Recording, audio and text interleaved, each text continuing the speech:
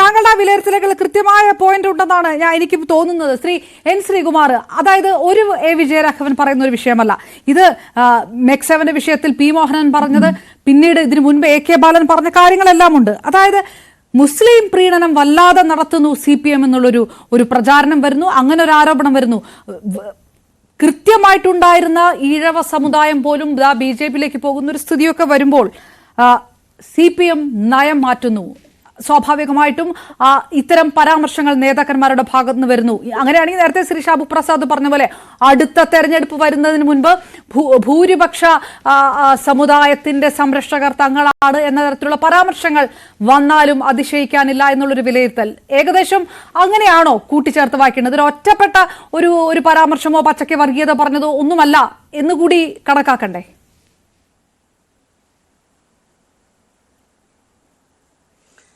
നോക്കൂ അപർണ, ഇത് CPMന്റെ നയമാറ്റമല്ല. നയമാറ്റണമെങ്കിൽ അവർക്കൊരു നയം ഉണ്ടാകണം. CPM കഴിഞ്ഞ കുറേ വർഷമായിട്ട്, പ്രത്യേകിച്ച് പിണറായി വിജയൻ സെക്രട്ടറി ആയതിനു ശേഷം സംസ്ഥാനത്ത് അവർക്ക് തുടർഭരണം ലഭിച്ച ആ ഒരു ഘട്ടത്തിൽ എത്തിയ സമയത്തും അവരെ സംബന്ധിച്ചിടത്തോളം ഭരണമെന്ന ആ ആർത്തി അവരെ വല്ലാതെ ഗ്രസിച്ചിരിക്കുകയാണ്.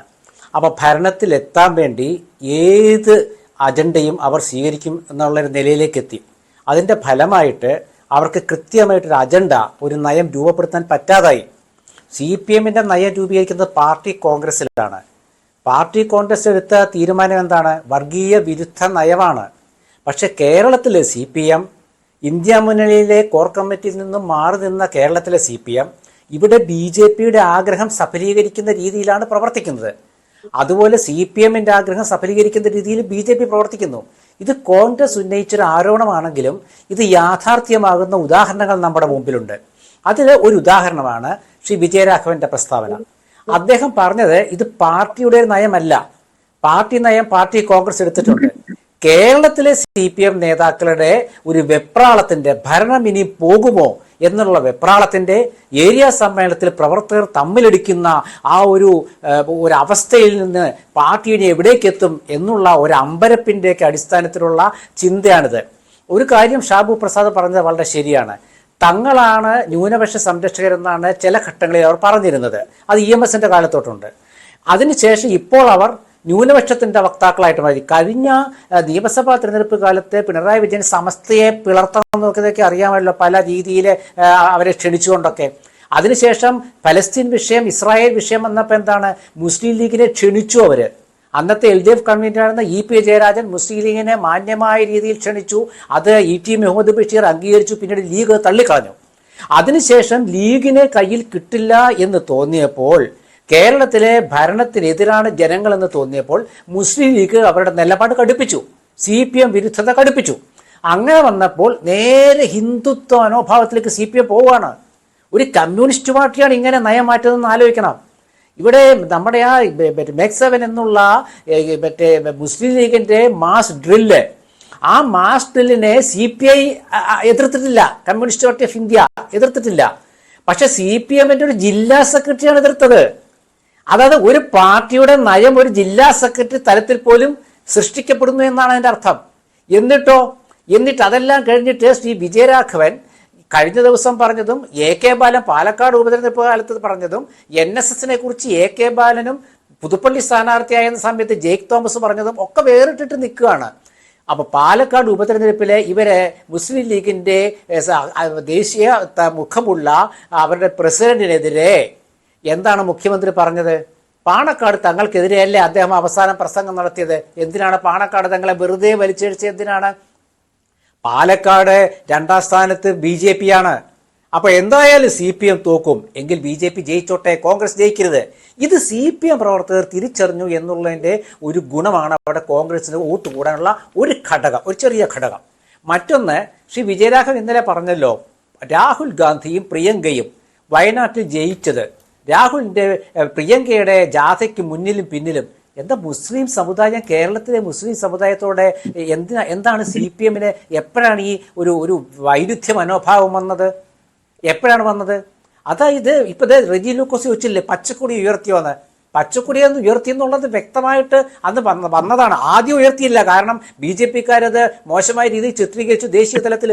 അപ്പൊ അതുകൊണ്ട് അത് മാറ്റി. ശരിയാണത്, അതൊരു തന്ത്രമായിരുന്നു കോൺഗ്രസിന്റെ. പക്ഷെ ഇപ്പൊ അതുണ്ടായിരുന്നല്ലോ. ഇനി അതൊക്കെ പോട്ടെ. ശ്രീ വിജയരാഘവൻ ഇങ്ങനെ പറയുമ്പോൾ അദ്ദേഹം ആലോചിക്കേണ്ട ഒരു കാര്യമുണ്ട്. രാഹുൽ ഗാന്ധി ലോക്സഭയിലെ പ്രതിപക്ഷ നേതാവും പ്രിയങ്ക ഗാന്ധി ഇപ്പോൾ പാർലമെന്റിൽ നടക്കുന്ന BJP-യുടെ നയങ്ങൾക്കെതിരായ സമരത്തിന്റെ മുന്നണിയിൽ നിൽക്കുന്നവരാണ്. ആ പ്രിയങ്കയുടെ അപ്പുറത്തും ഇപ്പുറത്തും നിൽക്കുന്നത് കേരളത്തിലെ CPM-ന്റെ MP-മാരാണ്. 2 MP-മാർ, ഒരു MP-യും രാജ്യസഭാ MP-മാരുമാണ്. കേരളത്തിന് പുറത്തുള്ള CPM-ന്റെ MP-മാരാണ്.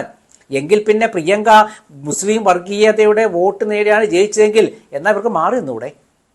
അപ്പൊ എന്താണ് ദേശീയ തലത്തിൽ CPM-ന്റെ നയമോ? കമ്മ്യൂണിസ്റ്റ് പാർട്ടി, ലോകത്ത് കമ്മ്യൂണിസ്റ്റ് പാർട്ടിക്ക് ഒരു നയമല്ലേ ഉള്ളൂ. തൊഴിലാളി വർഗ പാർട്ടിയുടെ തൊഴിലാളി സർവാധിപത്യം വരും എന്നല്ലേ അവർ പറഞ്ഞത്. ഗോവിന്ദ മാഷ് തിരുത്തി. കേരളത്തിൽ തൊഴിലാളി പാർട്ടിയുടെ ഭരണമല്ല, അതൊരു കൂട്ടുമുന്നണിയാണ്, തിരുത്തിയിട്ടുണ്ട്. അത് മാഷ് വളരെ കൃത്യമായി പറഞ്ഞിട്ടുണ്ട്. പക്ഷെ ഇവിടെ രാഹുൽ ഗാന്ധിക്കും പ്രിയങ്കയ്ക്കും എതിരെ ഇങ്ങനെ വർഗീയവാദികളുടെ വോട്ട് പിടിച്ച നേതാക്കൾ ഇവരെന്തിനാ ഡൽഹിയിൽ ഒപ്പം നിർത്തുന്നത്? അതിന് ഇരട്ടത്താപ്പല്ലേ, അവസരവാദമല്ലേ? അപ്പൊ ഇവിടെ CPM വലിയ പ്രതിസന്ധിയിൽ അകപ്പെടാൻ പോവാണ്. എന്താ കാരണം അറിയാമോ? ജില്ലാ സമ്മേളനം വരാൻ പോവാ. ജില്ലാ സമ്മേളനം വരുമ്പോൾ ആ ജില്ലാ സമ്മേളനത്തിൽ പ്രതിനിധികൾ ചോദിക്കും, കോൺഗ്രസ് മുക്ത ഭാരത BJP ആഗ്രഹിക്കുന്നു, ശരി. കോൺഗ്രസ് മുക്ത കേരള CPM ആഗ്രഹിക്കുന്നു, ശരി. അത് തെരഞ്ഞെടുപ്പ് കാലത്ത് പ്രസംഗത്തിലും പ്രവൃത്തിയിലും കാണിച്ചാൽ പോരെ? CPM-ന്റെ പ്രഖ്യാപിത നയം എന്താണ്? മതേതരമാണ്. ആ മതേതര മുഖം നഷ്ടപ്പെടുത്തിയില്ലേ പോളിറ്റ് ബ്യൂറോ മെമ്പർ വിജയരാഘവൻ? ലീഗിന്റെ ഷാജി, അതുപോലെ KC വേണുഗോപാലൊക്കെ പറഞ്ഞ ഒരു വിശേഷണമുണ്ട് വിജയരാഘവനെ കുറിച്ചിട്ട്. ഞാനത് ഈ ചാനൽ ചർച്ച പറയുന്നില്ല.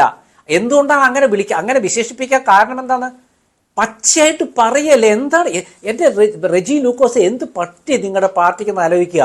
ജയവും തോൽവിയൊക്കെ വേറെ കാര്യം, പക്ഷെ പാർട്ടിയുടെ നയമുണ്ട്. അത് പാർട്ടി കോൺഗ്രസ്. എന്തിനാണ് പാർട്ടി കോൺഗ്രസ് നടത്തുന്നത്? പാർട്ടി നയം രൂപീകരിക്കാൻ. എന്തിനാണ് പഠന കോൺഗ്രസ് നടത്തുന്നത്? ഭരണപരമായ കാര്യങ്ങൾ തീരുമാനിക്കാൻ. ഇത് രണ്ടും നിങ്ങളിപ്പോ മാറ്റിമറിച്ചില്ലേ? അതുപോലെ വിജയരാഘവന്റെ പ്രസംഗം ഏതെങ്കിലും കാര്യത്തിൽ ഒറ്റ മിനിറ്റ് ഈ രണ്ട് കാര്യത്തിൽ ഏതെങ്കിലും കാര്യത്തിൽ ഈ രണ്ട് കാര്യത്തിൽ CPM-ന്റെ നിലപാട് വ്യക്തമാക്കിയോ? അതൊക്കെ പോട്ടെ. വിജയരാഘവന്റെ പ്രസംഗം CPM-ന്റെ മുഖപത്രത്തില് ഞാൻ കണ്ടില്ല. എന്താ കൊടുക്കാതിരുന്നത്? അപ്പൊ ജനങ്ങളെ പറ്റിക്കാൻ പ്രസംഗം, രേഖയാകാതിരിക്കാൻ ശ്രദ്ധിക്കുക അല്ല എന്നർത്ഥം. CPM-ന്റെ മുഖപത്രത്തിൽ ഇന്ന വാർത്ത ഞാൻ കണ്ടിട്ടില്ല. ഇനിയിപ്പോൾ എൻ്റെ അവിടെ വന്ന പത്രത്തിൽ ഇല്ലാത്തതാണോ എന്ന് എനിക്കറിയില്ല. പക്ഷെ ഉണ്ടാകാൻ വഴിയില്ല. കാരണം വയനാട് ജില്ലാ സമ്മേളനത്തെക്കുറിച്ചുള്ള വാർത്തയൊക്കെ ഉണ്ട്. ഞാൻ കുറേ 1-2 എഡിഷൻ നോക്കി. എന്തുകൊണ്ടാണ് വിജയരാഘവൻ പോളിറ്റ് ബ്യൂറോ മെമ്പർ അല്ലേ? എന്താ പ്രസംഗം, എന്താ തമസ്കരിച്ചു കഴിഞ്ഞാൽ എന്താ പാർട്ടി പത്രം രേഖയാവാൻ പാടില്ല. പക്ഷേ ജനങ്ങൾക്ക് ഇത് കേൾക്കുകയും വേണം.